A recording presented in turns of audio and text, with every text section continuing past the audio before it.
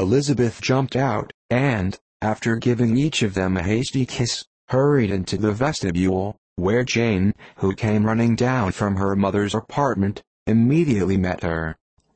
Elizabeth, as she affectionately embraced her, whilst tears filled the eyes of both, lost not a moment in asking whether anything had been heard of the fugitives.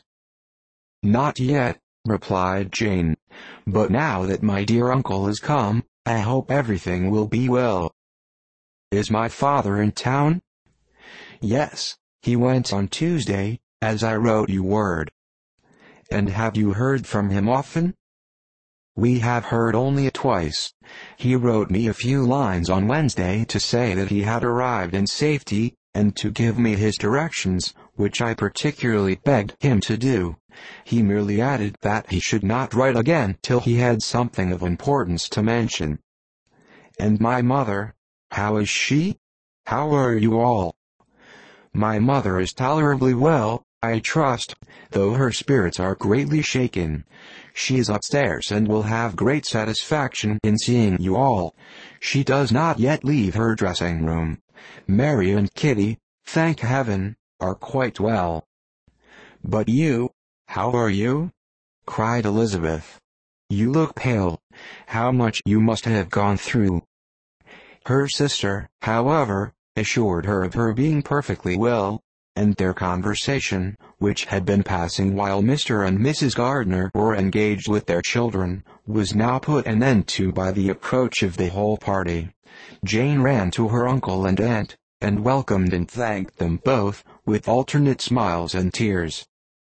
When they were all in the drawing-room, the questions which Elizabeth had already asked were of course repeated by the others, and they soon found that Jane had no intelligence to give. The sanguine hope of good, however, which the benevolence of her heart suggested had not yet deserted her. She still expected that it would all end well, and that every morning would bring some letter, either from Lydia or her father, to explain their proceedings, and, perhaps, announce their marriage. Mrs. Bennet, to whose apartment they all repaired, after a few minutes' conversation together, received them exactly as might be expected, with tears and lamentations of regret, invectives against the villainous conduct of Wickham, and complaints of her own sufferings and ill-usage, blaming everybody but the person to whose ill-judging indulgence the errors of her daughter must principally be owing. "If I had been able," said she, "to carry my point in going to Brighton, with all my family, this would not have happened, but poor dear Lydia had nobody to take care of her. Why did the Forsters ever let her go out of their sight? I am sure there was some great neglect or other on their side, for she is not the kind of girl to do such a thing if she had been well looked after.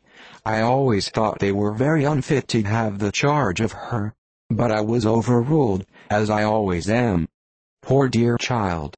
And now here's Mr. Bennet gone away, and I know he will fight Wickham, wherever he meets him, and then he will be killed, and what is to become of us all? The Collinses will turn us out before he is cold in his grave, and if you are not kind to us, brother, I do not know what we shall do." They all exclaimed against such terrific ideas, and Mr. Gardner, after general assurances of his affection for her and all her family, told her that he meant to be in London the very next day, and would assist Mr. Bennet in every endeavor for recovering Lydia. "Do not give way to useless alarm," added he, "though it is right to be prepared for the worst, there is no occasion to look on it as certain. It is not quite a week since they left Brighton. In a few days more we